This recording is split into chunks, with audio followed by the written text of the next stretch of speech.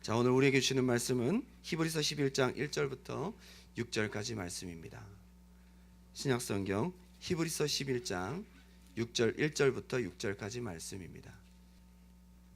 제가 군생활을 논산 육군훈련소에서 했습니다. 엄청나게 큰 훈련소예요. 엄청나게 많은 훈련병들이 들어와서 6주 또는 4주, 더 길게는 8주 동안 훈련을 받고 군인이 되어가는 과정, 훈련을 받는 과정을 거치게 됩니다. 많은 연대가 있었는데, 연대라는 큰 조직이 있었는데요, 그 안에는 수천 명의 훈련병들과 거기에서 종사하는 기관병들이 있었습니다. 저희 연대에도 12개 중대가 있었거든요. 한 개는 본부 중대가 있었고요, 11개 중대는 훈련병들을 훈련시키는 중대였어요. 한 중대에 한 200명 정도의 훈련병들이 와 있고 오게 되고, 그리고 그 훈련병들을 훈련시키는 조교들이 한 10명에서 12명 정도 있습니다. 그 외에도 많은 인원들이 있겠지만 한 개 중대마다 한 200명의 훈련병들이 있는데, 그 중대의 가장 머리인 중대장님이 항상 훈련병들 200명 중에 2기수 또는 한 기수에 한 명씩을 뽑아요. 뽑는 이유는 자기와 함께 일할 수 있는 훈련 조교나 아니면 함께 일할 수 있는 기관병을 뽑고자 하는 것입니다. 아무래도 그 중에서 가장 중대장 눈에 들어야 되겠죠, 그죠? 그래서 마음에 드는 훈련병이 한 명 있으면 인원이 필요하다는 그 모든 서류를 꾸며서 이제 올리게 되면, 상부에서 허락이 떨어지면 그 사람은 그대로 남게 되는 겁니다. 나머지 훈련병들은 전국으로 흩어지게 되고요. 저희 연대에도 11개 중대가 있었는데, 각 중대마다 그 중대를 구성하는 그 조교들과 그 사람들의 그 특징이 너무너무 확실하게 달라져 있어요. 그 이유는 뭐냐?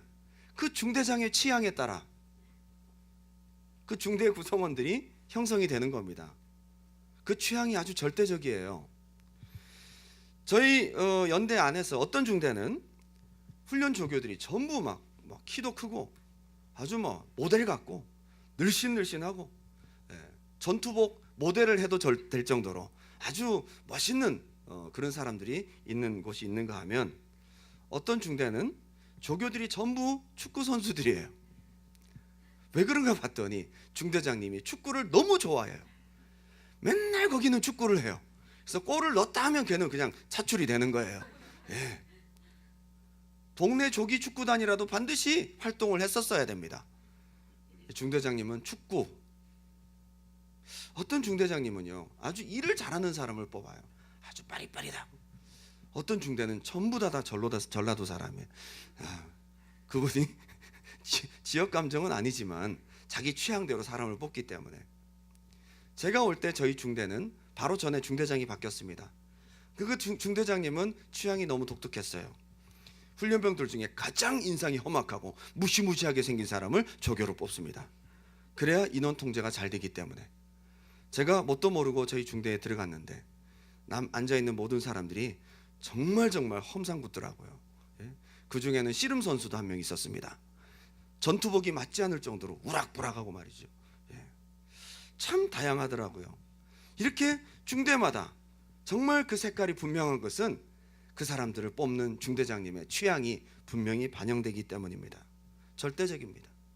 저는 오늘 본문을 중심으로 믿음에 대한 이야기를 하고 싶습니다. 그런데 믿음에 있어서 가장 중요한 게 뭘까요? 믿는 대상이신 하나님, 하나님의 취향이 중요하다 이 말이에요. 믿는 대상이신 하나님은 과연 어떤 분이신가? 그분의 성품과 속성은 무엇인가? 과연 그분은 어떤 것을 믿음으로 인정하시는가? 특별히 그분은 무엇을 싫어하시고 무엇을 기뻐하시는가? 이것이 믿음과 아주 깊은 관련이 있다는 것입니다. 사람을 선택하시고 그 사람을 통해 기대하시는 하나님의 취향이 분명합니다. 믿음은 그 시작부터가 하나님의 기준에 의해서 목적과 방향을 설정하고 있습니다. 오늘 믿음장이라고 볼 수 있는 히브리서 11장 1절부터 우리가 읽었는데요, 그 바로 전에 히브리서 10장 마지막 절이 이렇게 끝이 납니다. 38절 39절 다 같이 한번 읽어볼까요? 시작. 나의 의인은 믿음으로 말미암아 살리라. 또한 뒤로 물러가면 내 마음이 그를 기뻐하지 아니하리라 하셨느니라. 우리는 뒤로 물러가 멸망할 자가 아니요 믿음을 가진 자니라. 믿음장이 시작되기도 전에 믿음의 대상이시여 믿음의 판단자이신 하나님의 취향이 분명히 드러납니다. 하나님이 무엇을 싫어하시는지를 분명히 말씀하십니다. 어떤 자를 싫어하신다고요? 뒤로 물러가는 자를 기뻐하지 않는다. 믿음을 논하기 전에 하나님이 무엇을 싫어하시든지 기뻐하지 않는지를 분명히 말씀하시고 믿음장은 출발됩니다. 이 말씀을 본 성경을 읽는 수많은 독자들은, 하나님의 백성들은 히브리서 11장을 어떤 관점을 가지고 읽게 될까요? 그럼 하나님이 기뻐하시는 믿음은 뭐지? 하나님이 인정하시는 하나님의 취향은 무엇일까? 라는 생각을 가지고 히브리서 11장을 읽기 시작합니다. 오늘 본문에는 하나님의 취향 저격자 두 명이 나타납니다. 누구냐? 아벨과 에녹입니다. 하나님의 취향을 제대로 저격했습니다. 믿음의 사람인 동시에 하나님의 취향을 적중한 두 사람, 아벨과 에녹. 하나님을 기쁘시게 한 사람, 하나님의 취향을 적중한 사람, 다른 말로 믿음의 사람. 여기서는 그렇게 동격으로 취급해도 전혀 표현이 무리가 없은 듯합니다. 저는 오늘 두 가지로 함께 은혜를 나누고자 합니다. 첫 번째는 믿음이 가는 방향은 하나님을 기쁘시게 합니다. 믿음은 출발부터가 방향이 설정되어 있습니다. 믿습니다가 아니고요. 믿음은 출발부터가 믿습니다가 아닙니다.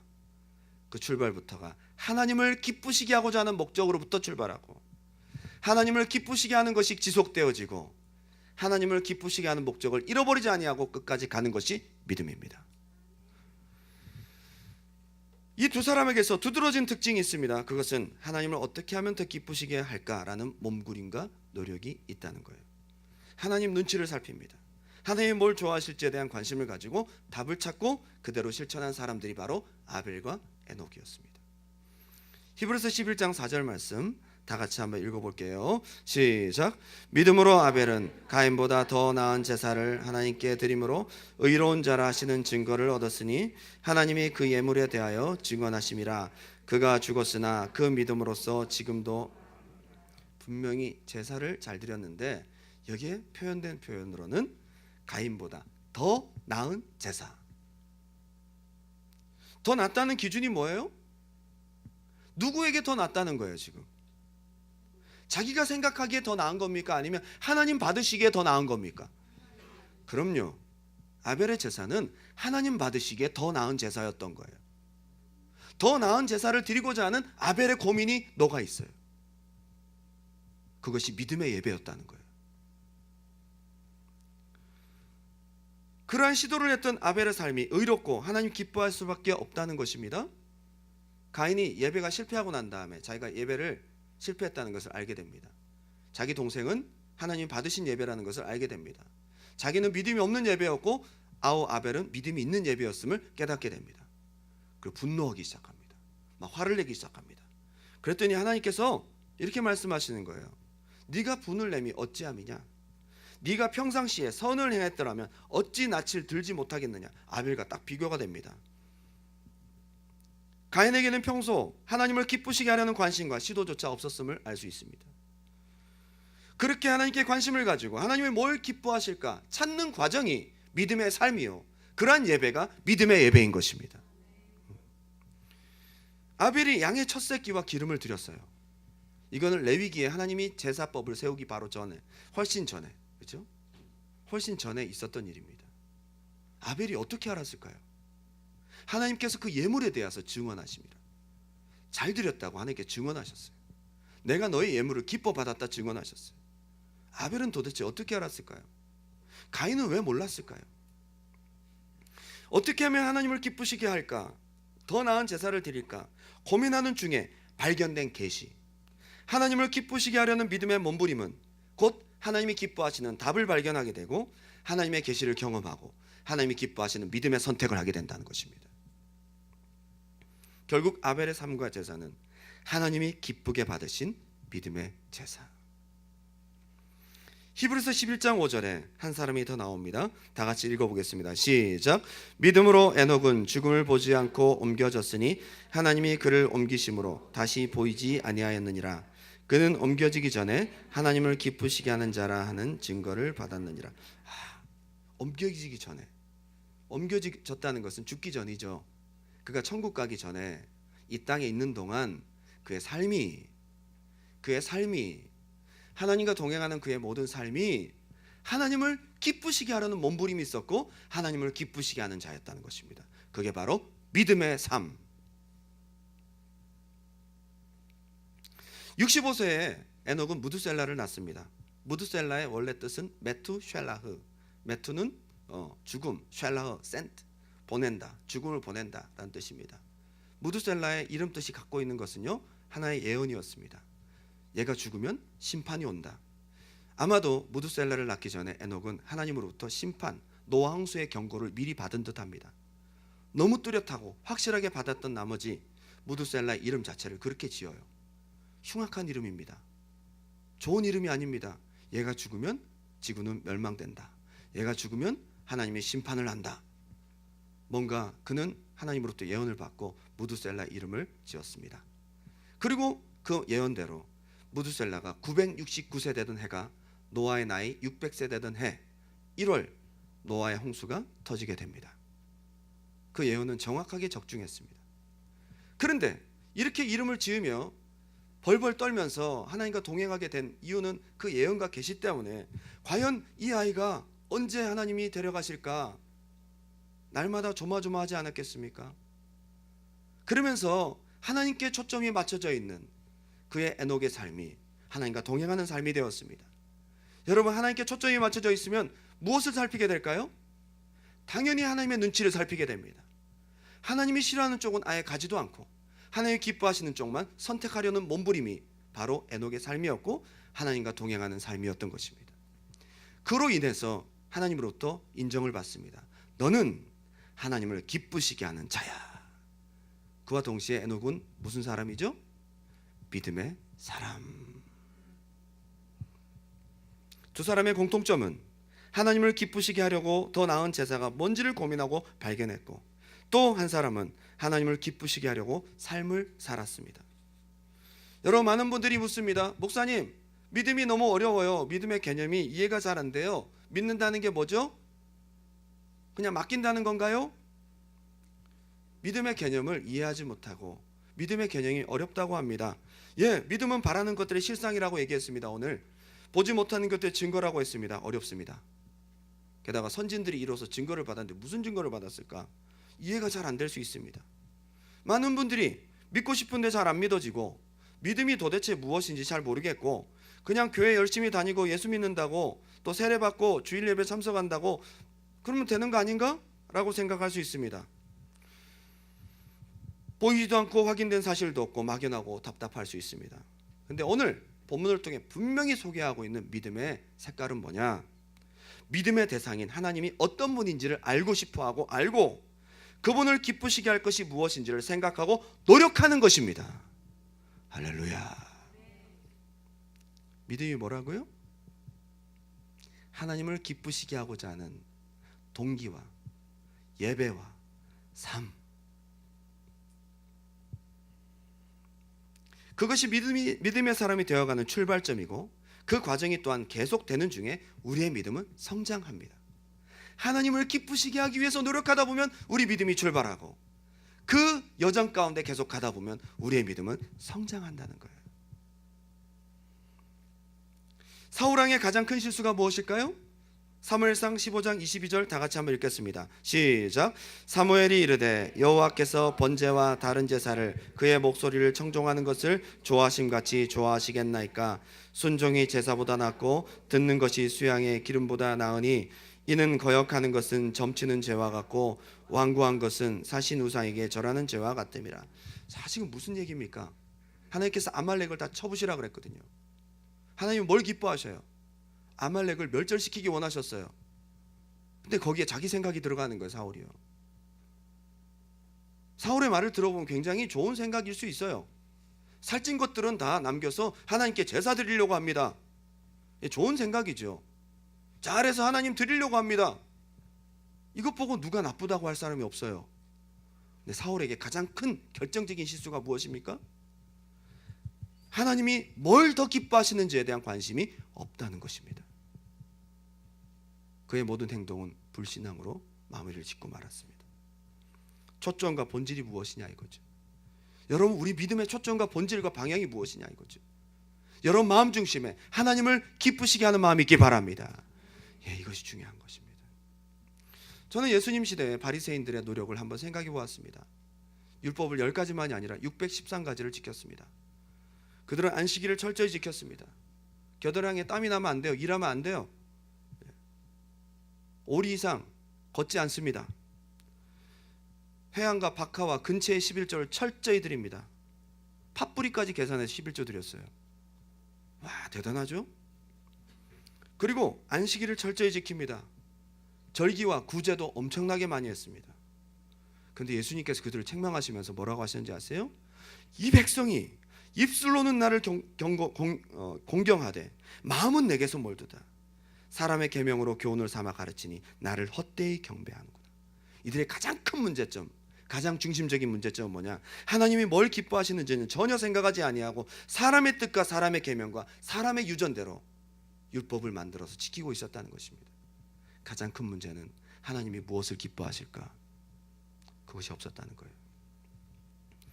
제가 가장 무서워하는 말씀 중에 하나입니다. 마태복음 7장 21절 말씀, 여러분 다 아실 것입니다. 나더러 주여 주여 하는 자마다 다 천국에 들어갈 것이 아니요 다만 하늘에 계신 내 아버지 뜻대로 행하는 자라야 들어가리라.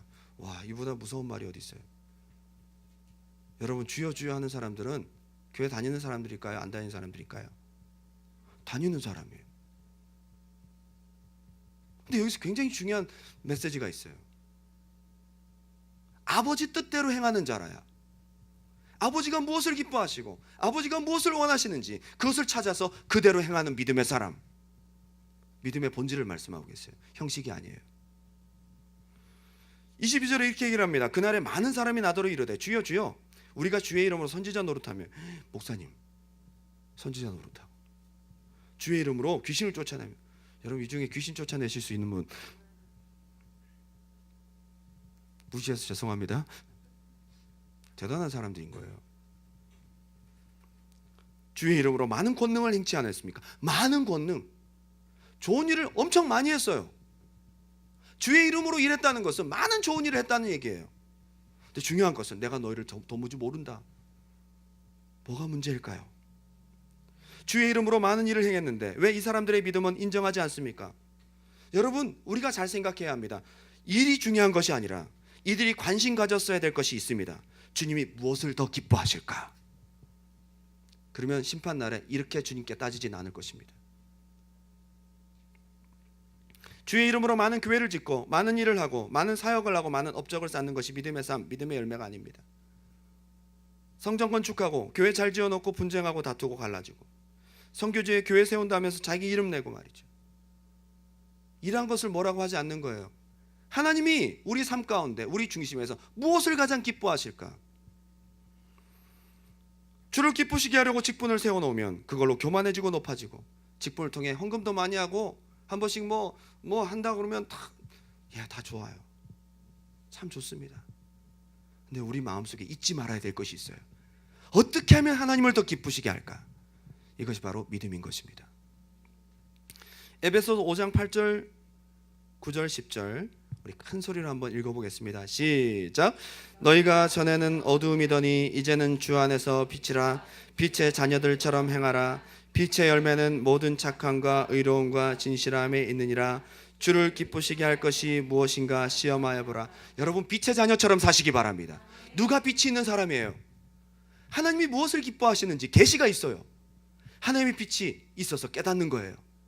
하나님의 빛이 비춰져서 하나님이 싫어하시는 것과 기뻐하시는 것을 분명히 분별하고 하나님을 기쁘시게 할 수 있는 것들을 선택하며 살아가는 것, 빛의 자녀들인 것입니다. 계시록이 쓰여질 당시에 에베소 교회가 뭐가 문제였을까요? 그들은 정말 열심히 많은 일들을 했습니다. 분별도 하고요, 선한 일도 하고 많은 일들을 했습니다. 게으르지 않았습니다. 중요한 것은 행위만 남아있다는 거예요. 처음 사랑을 잃어버렸어요. 처음 사랑 잃어버렸어요. 여기서 우리가 생각할 것이 있습니다. 하나님을 기쁘시게 하려던 처음 사랑, 마음을 다해 하나님을 사랑하고 그 사모함과 갈망함의 첫 정신, 그걸 잃어버리고 행위만 남아있는 것 기뻐하지 않으세요? 여러분들에게 오늘 도전합니다. 주일마다 여러분 예배 안 빠지고 기도 생활 열심히 하시고 다 좋습니다. 여러분 마음 중심을 한번 돌아보십시오. 억지로 마지못해서 하는 행위, 그 신앙의 모습들, 과연 그것이 믿음일까요? 여러분, 하나님 사랑하고 하나님이 좋아서 하나님을 기쁘시게 하려는 여러분 마음 중심에 진실함과 선함이 회복되시기를 주님의 이름으로 축원드립니다. 여러분, 그 동기로 다시 돌아가서 그 목적으로 우리의 삶의 행위를 올려드릴 때에 에녹과 같이, 아벨과 같이 중심 있는 믿음의 삶, 믿음의 예배가 될 줄 믿습니다. 믿음의 출발은 그 출발부터가 하나님을 기쁘시게 하려는 목적으로부터 시작되고 하나님의 취향을 알아가고 찾고 맞추어가려는 노력이 지속될수록 우리의 믿음은 계속 성장합니다. 믿음 어렵지 않습니다. 하나님을 기쁘시게 할 것이 무엇인지를 찾으시는 여러분 되시기 바랍니다. 반드시 발견하게 될 줄 믿습니다. 여러분, 비전을 구하는 청년들에게 제가 도전합니다. 비전이 무엇입니까? 비전은 무슨 일을 하는 것 자체가 비전이 아닙니다. 많은 청년들이 오해합니다. 주여, 내가 비전을 받고 싶습니다. 내가 무슨 일을 할까요? 비전의 가장 중심에 있어야 될 것이 있습니다. 하나님이 나의 남은 삶을 통해, 나의 인생을 통해 내가 이것도 선택할 수 있고 이것도 선택할 수 있고 이것도 선택할 수 있는데 어떤 선택을 하나님이 가장 기뻐하실까? 그래서 고민하며 찾을 때에 하나님 기뻐하시는 청사진이 우리에게 그려질 줄 믿습니다. 그러한 것을 우리가 잊지 말아야 할 것입니다. 두 번째는 하나님이 기뻐하신다는 증거를 얻는 삶. 믿음은 시작부터가 마지막까지 하나님을 기쁘시게 하는 중심이 있어야 된다. 두 번째는 뭐죠?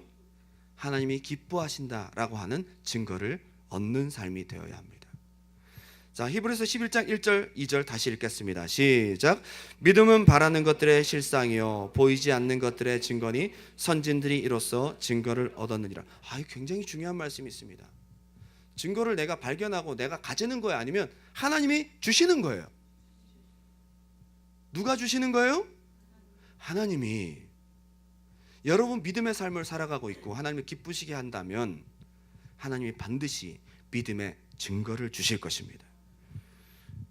믿음의 식구들은 하나님을 기쁘시게 하려고 하고 하나님이 가장 기뻐하시는 보이지 않는 것을 보는 것처럼 믿으려 하고 보이지 않는 하나님을 인정하려고 하고 보이지 않는 하나님이 주신 약속을 현실 속에서 더 인정하려고 하고 보이지 않는 하나님을 보이는 분처럼 인정해드리고 기쁘시게 하려는 노력과 몸부림을 하다가 어느 순간 하나님께서 내가 너의 믿음을 기뻐한다. 내가 너의 예배를 인정한다. 내가 너의 선택을 내가 기뻐한다. 증거를 주실 것입니다. 이게 믿음의 사람들, 우리 믿음의 선진들이 받았던 증거였습니다. 내가 하나님을 기쁘시게 하는 믿음을 보여드리고 하나님은 나에게 증거를 주신 삶이 되시기를 주님의 이름으로 축복드립니다. 선진들은 하나님을 섬겼던 우리 믿음의 선배들을 말합니다. 그들은 예외 없이 하나님께서 내가 너의 믿음을 기뻐한다 라는 증거를 받은 사람들이라고 얘기를 하는 거예요.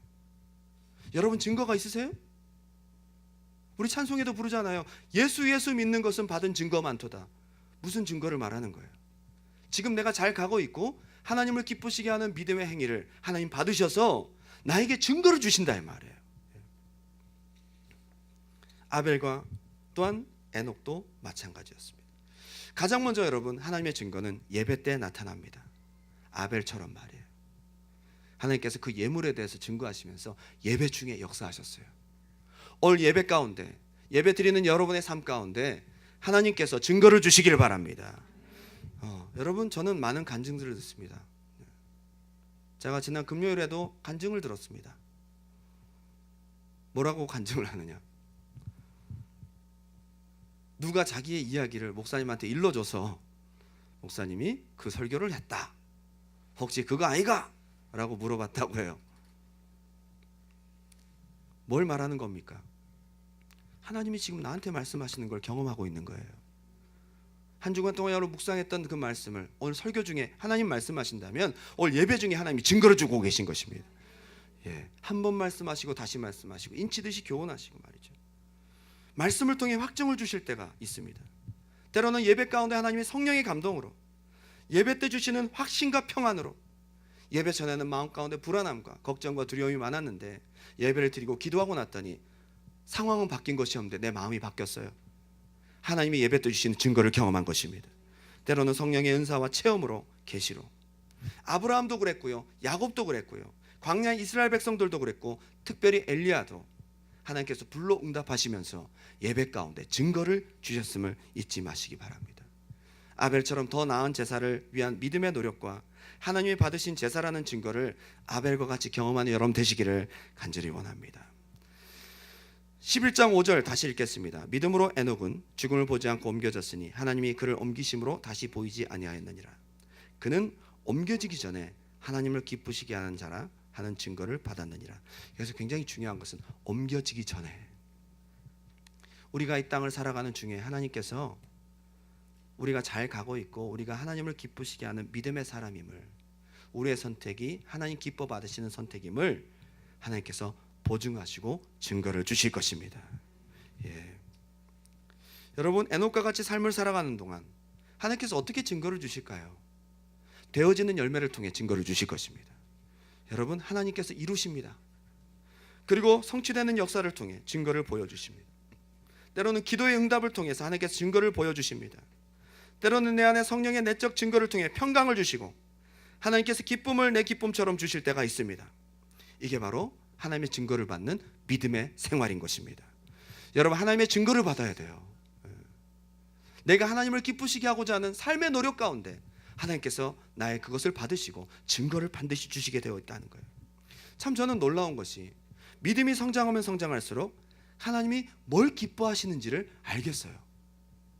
믿음이 성장할수록 하나님의 기뻐하시는 것이 무엇인지를 보다 더 명확하게 알게 되고요, 믿음이 성장할수록 하나님으로부터 오는 증거도 더 명쾌해집니다. 이것이 믿음의 성장의 과정이라는 것입니다. 요셉처럼 하나님께서 나와 함께 하신다는 증거가 이웃에게도 보여질 만큼, 이삭처럼 이웃에게도 보여질 만큼 그런 은혜가 있길 바랍니다. 여러분, 전도의 열매를 통해서 증거를 받으시기 바랍니다. 여러분들에게 영혼들을 붙여주신다는 것은요, 굉장히 중요한 증거입니다.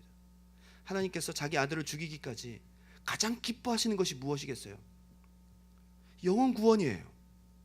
그 값지고 귀한 일을 여러분을 통해서 붙여주시고 열매를 붙여주신다는 것은 하나님께서 여러분의 삶 가운데 믿음을 받고 계시다는 것입니다. 여러분 믿음을 인정하고 계시다는 것입니다. 하나님이 당신 믿음에 대한 증거로 전도 열매를 반드시 주실 것입니다. 잠언 16장 7절 말씀 다 같이 읽겠습니다. 시작. 사람의 행위가 여호와를 기쁘시게 하면 그 사람의 원수라도 그와 더불어 화목하게 하시. 하나님을 기쁘시게 하면 어떻게 한다고요? 관계를 열어주세요. 원수라도 마음을 열어주세요. 여러분들이 복의 통로가 되어지고 열린 관계를 통해 복음을 전하게 되는 것입니다. 분명히 우리에게 말씀하고 계십니다. 명 다니엘 장로님이라는 분이 계십니다. 그분의 간증을 듣고 제가 은혜를 받았는데요, 그분이 미국에서 회계학을 공부하고 졸업한 다음에 취업을 준비하는데, 당시 미국의 최상위 회계법인 6개, 가장 좋은 큰 회사 6군데에서 그 중에서 4곳에서 입사 제의를 받았습니다. 와, 기분 좋겠죠, 그죠? 6개 중에 4군데. 그런데 더 놀라운 것은 그 4군데 중에 한 군데가 탑이에요, 탑. 가장 크고 좋고 하여튼 복지가 좋은 그런 회사에서 채용을 원한다고 오퍼가 들어왔습니다. 망설일 필요가 있어요, 없어요? 바로 들어가면 되는 건데, 그렇죠? 남들은 다 부러워합니다. 거기 가라고 말이죠, 막 얘기를 합니다. 근데 장로님은 나는 주일에 일하는 곳 가지 않겠습니다.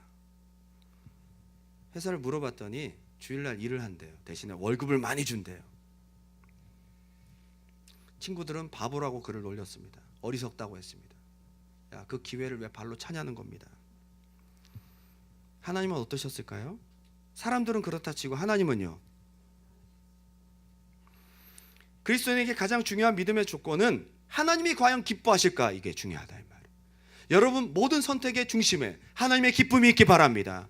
예, 그분은 하나님의 기쁨을 생각할 때 이건 아니에요. 딱 거절했어요. 보이지 않는 하나님을 보이는 것처럼 하나님이 기뻐하심을 따라 선택을 합니다. 그리고 4군데 온 것 중에 하나는 6개 중에 제일 못한 거예요. 6등. 회사에서 만나자는 연락을 받았습니다. 친구들은 거기 가지 말라고 얘기했습니다. 만나서 얘기를 해보니까 그 만남을 주선한 그분이 물어봅니다. 어떤 조건이면 회사에 오겠냐? 어떤 조건이면 회사에 오겠냐? 우리가 들어줄 수 있는 건 들어주겠다 했더니 말할 것도 없이 주의를 지킬 수 있게 해달라. 어떤 일에도 주의를 지킬 수 있게 해달라라고 얘기를 했습니다. 회사는 그의 수락을 흔쾌히 받아들였습니다. 친구들은 제정신이 아니라고 얘기했습니다. 왜 거기로 가냐고. 근데 하나님께서 얼마 후에 증거를 주십니다. 1위 회사가 부도가 났어요. 그리고 장로님이 다닌 6위 회사가 5위 회사와 합병을 하면서 1위 회사가 됩니다. 참 재밌는 이야기예요. 뭐 1위 회사가 되건 2위 회사가 되건 그게 뭐가 그렇게 중요하겠냐마는, 여러분 오늘 우리가 이렇게 크고 작은 우리의 선택과 우리의 믿음, 하나님을 기쁘시게 하고자 하는 몸부림 가운데 선택한 선택을 하나님께 지지하시고 증거를 주신다는 거예요. 그 증거를 받는 여러분 되시기 바랍니다. 내적인 증거와 예배를 통한 증거와 삶 속에 되어지는 일을 통한 증거와 기도 응답의 증거와 하나님의 지지하심의 증거가 여러분 삶 가운데 있기를 주님의 이름으로 축원드립니다. 믿음. 결론을 맺겠습니다. 저는 요즘에 참 행복한 마음이 듭니다. 우리 성도님들이 어떤 것을 선택할 때에 그전에는 그냥 선택했는데 이제는 참 고려할 것들이 많아졌다는 것을 알게 됩니다. 그 가운데 하나님이 가장 기뻐하는 게 뭘까? 가장 좋아하시는 게 뭘까? 내가 손해를 보면서도 하나님이 기뻐하시는 걸 선택하려고 노력하는 성도들을 바라볼 때 너무 마음이 행복하고 기쁩니다. 어떤 분은 집을 얻으려고 하면서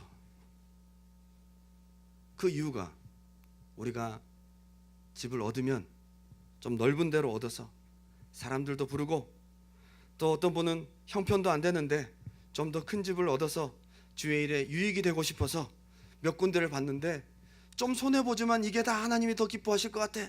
그러면서 저는 거기에 개입하지 않습니다. 여러분 가장 좋은 선택을 여러분들이 하셔야 돼요. 제가 책임을 못 지니까요. 여러분 믿음으로 하셔요. 내 기쁨보다도 내가 좀 손해를 보더라도 어떻게 하면 하나님이 더 기뻐하실까를 생각한다는 거예요. 여러분 이것이 믿음 아닙니까?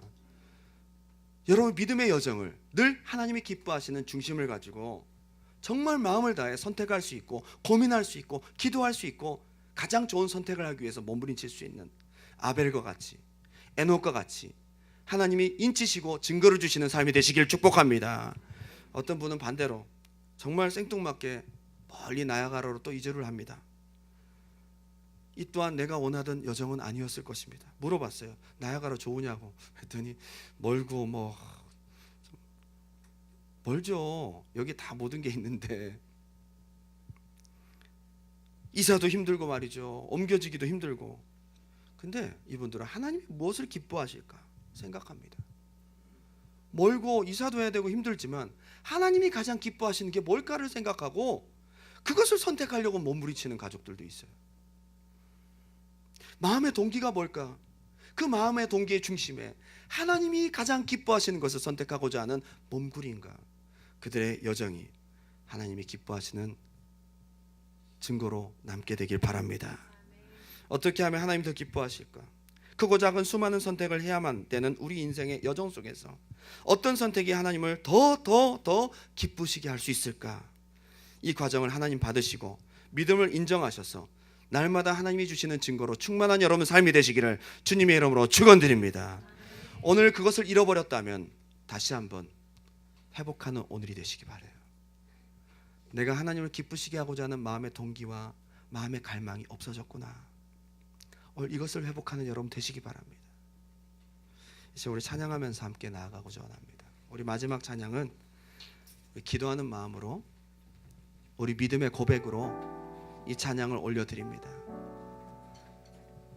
이 찬양을 믿음으로 올려드리면서 우리가 함께 기도할 때에 하나님, 우리 마음 가운데 중심에 몸만 교회 오는 그런 형식적인 동기만이 아니라 하나님, 내 마음 중심에서 우러나오는 하나님을 사랑하고 하나님께 초점을 맞추고 하나님께 우리의 선택의 중심과 기준과 기초가 있음을, 또 그 갈망이 있음을 회복할 수 있는 시간 되게 도와주시옵소서. 오늘 여러분 기도 가운데 이 은혜가 회복되길 바랍니다.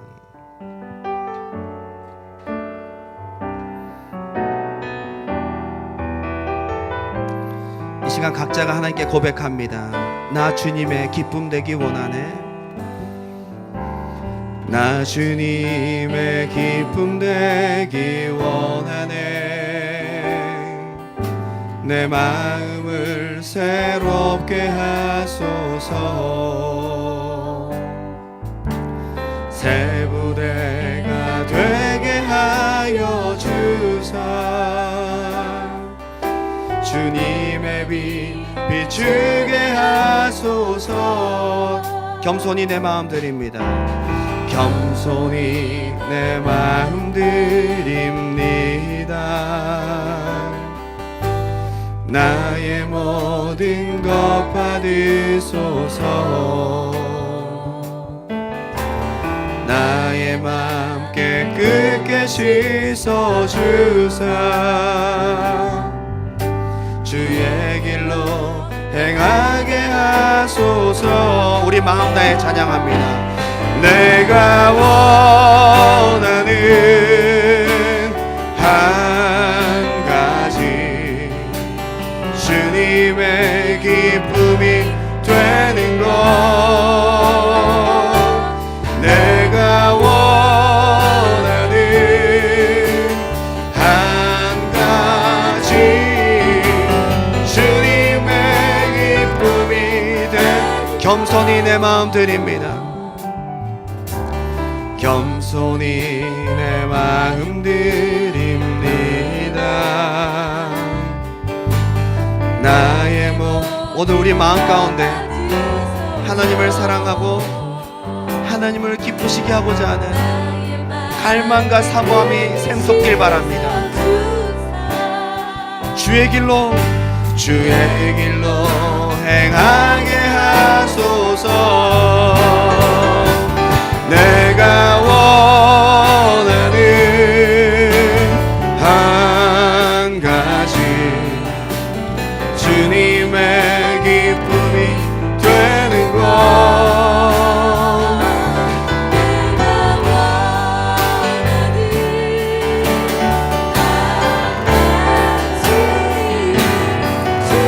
이 시간 주님 앞에 손을 들고 찬양합니다. 하나님 도와주옵소서. 내가 원하는 이 시간 우리의 마음을 엽니다. 우리 안에 믿음을 회복시켜 주시옵시고 하나님을 사랑하며 하나님을 기쁘시게 하고자 하는 갈망이 회복되게 하옵소서. 한 가지, 우리 마지막 고백합니다. 내가 원하는 한 가지, 내가 하나님 다른 것 바라지 않습니다. 주님만을 원합니다. 주님의 기쁨이 되는 것. 내가 원하는 한 가지, 주님의 기쁨이 되는 것. 이 시간 두 손 든 채로 간절한 마음으로 기도합니다. 오늘 하나님 우리의 기도를 들으시고 응답하시기 원합니다. 오늘 우리의 기도가 주님을 기쁘시게 하는 기도가 되길 원합니다. 오늘 주님을 향한 우리의 목마름이 주님을 기쁘시게 하는 목마름과 사모함이 되길 원합니다. 오늘 기도하세요. 우리 주님께서 우리 기도를 들으실 것입니다. 여러분, 오늘 믿음이 떨어진 여러분들 특별히 마음을 여세요. 내가 아직 믿음이 없다고 생각하시는 분들 더욱더 기도하세요.